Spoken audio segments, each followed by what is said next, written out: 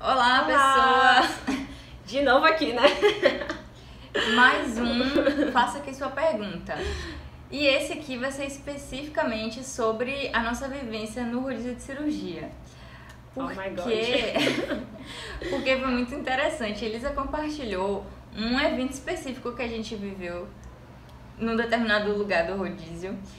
E foi surreal que teve muita gente que acertou, inclusive, qual foi o rodízio que a gente não tinha falado e o lugar.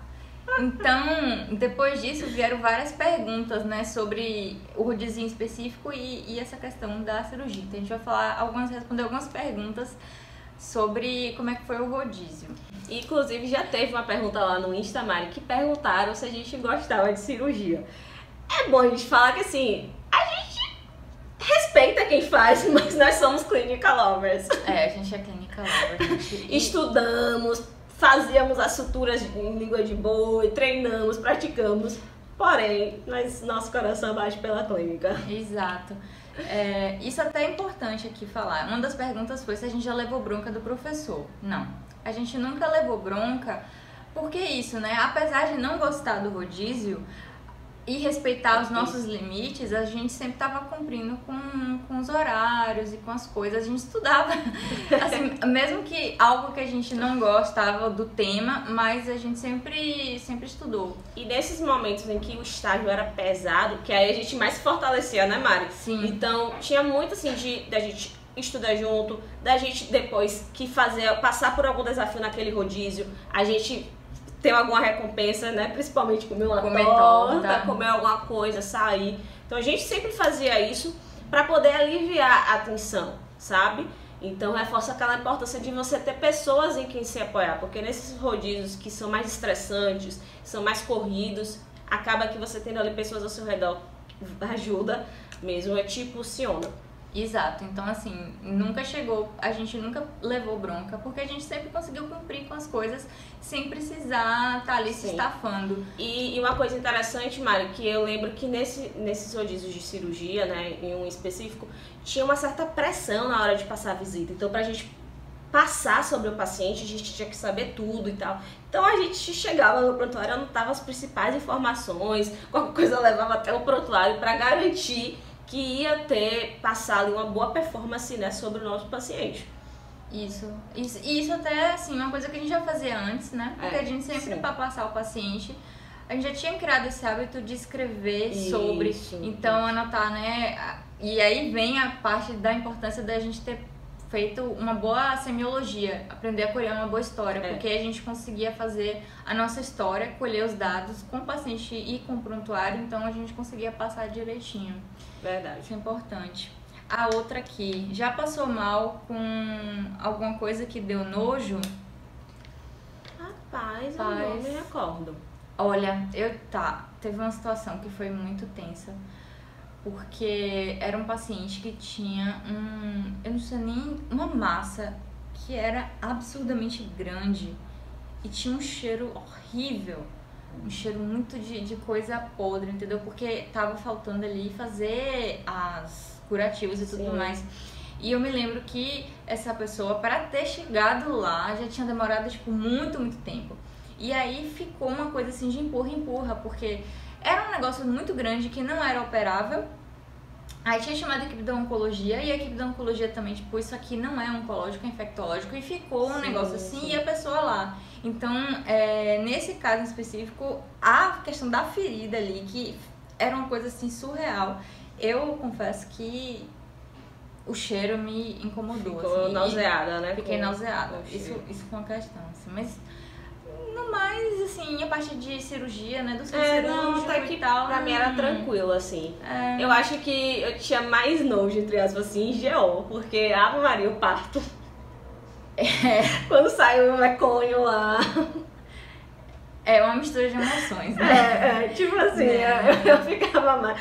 Tanto que, assim, só um parênteses que eu sei que tem a ver com cirurgia, mas em GO, quando tinha lá a sala de parto, o meu colega que ficava comigo amava fazer parto. E eu amava ficar na parte de neonato. Então, assim, foi muito de boa, assim.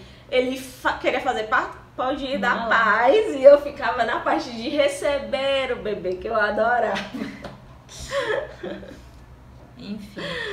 Já ficou sem dormir pra estudar? Não. Não, essa aí a gente pode dizer com orgulho. A gente terminou a faculdade sem precisar passar por isso, mesmo nesse tipo de rodízio. Sim, com certeza. Gente, isso é o que a gente sempre reforça aqui. Com a organização, dá. E não queira ler tudo, sabe? Tipo, destaque os pontos principais. É um tema extenso? Veja então o que é que você vai filtrar ali daquele conteúdo. Eu falo porque eu tinha essa questão assim, no início da faculdade eu queria ler tudo, mas não dá tempo. Então você tem que focar no que é realmente importante, tá certo? Então você está no contexto de internato, a gente sabe que o diagnóstico e o tratamento é o que mais foca ali.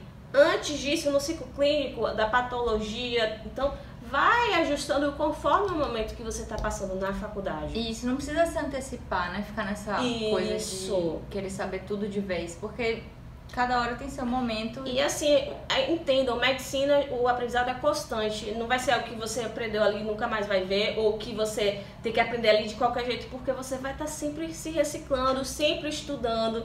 Então, por mais que você faça uma especialidade, vai ter algumas coisas que você precisa manejar. Então, por exemplo, hoje eu estou na infectologia, mas eu tenho muito paciente que a gente tem que manejar diabetes, hipertensão, então eu sempre estou lendo sobre o tema. Então, fiquem tranquilos que dá tempo. Dá tempo. Qual situação mais tensa você viveu durante o rodízio? Olha, teve cirurgia em especial, teve muitas situações, né? Mas eu acho que duas a gente pode destacar, assim, que eu recordo. Uma foi a situação que eu contei lá nos stories do Insta, né, que a residente, a gente falou que ia almoçar, tipo, a residente achou um absurdo, como se a gente estivesse fazendo. Tivesse falado um palavrão, sei lá. Não, tipo assim, a gente falou assim, ó, fulana, a gente vai almoçar e volta pra terminar nossas coisas. Sendo que a gente ia ter que ficar lá de tarde, entendeu? Ela achou um absurdo. Ai, mas a gente fingiu demência, nós fomos almoçar pleníssimas. E não era assim, uma hora de almoço, a gente foi, sei lá, 20 minutos de almoço. Foi uma coisa mega rápida, engolimos e voltamos. E terminou, deu tempo, sabe? Tipo assim, eu falei assim, pra que isso? Sabe? E querer naturalizar o que não é normal. Exato. Isso é bizarro. E a outra situação, Mari, que eu lembrei, foi uma sucessão de coisas, em uma semana muito turbulenta, mas que uma paciente acabou falecendo e assim, o hospital ainda não tinha um serviço de cuidados paliativos, então foi uma morte sofrida, sabe? E isso me marcou muito, porque a gente precisa garantir, não importa onde a gente esteja, dignidade, seja na vida, seja na morte. E isso me marcou muito mesmo, muito, muito mesmo.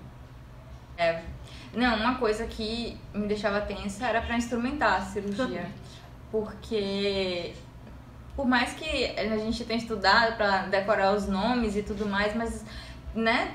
Peso da responsabilidade de estar ali com o cirurgião e você tendo que passar as peças. E assim, o pessoal queria tudo assim, muito quase por pensamento, né? E usando a máscara, às vezes você não ouvia direito o que a pessoa tava falando. Então, eu ficava muito tensa. Você ficava ali torcendo pra acabar logo, que desse tudo certo, pra você sair daquele negócio. Isso eu me lembro. Acho que é isso. Pois é, galera, se tem algum rodízio que vocês queiram que a gente compartilhe aqui, comente, as nossas vivências, aí GO é legal, pediatria também, mas aí vocês comentam e já deixam a pergunta também que vocês querem que a gente responda, e tá contem certo? as vivências de vocês também. Na cirurgia a gente vai adorar saber.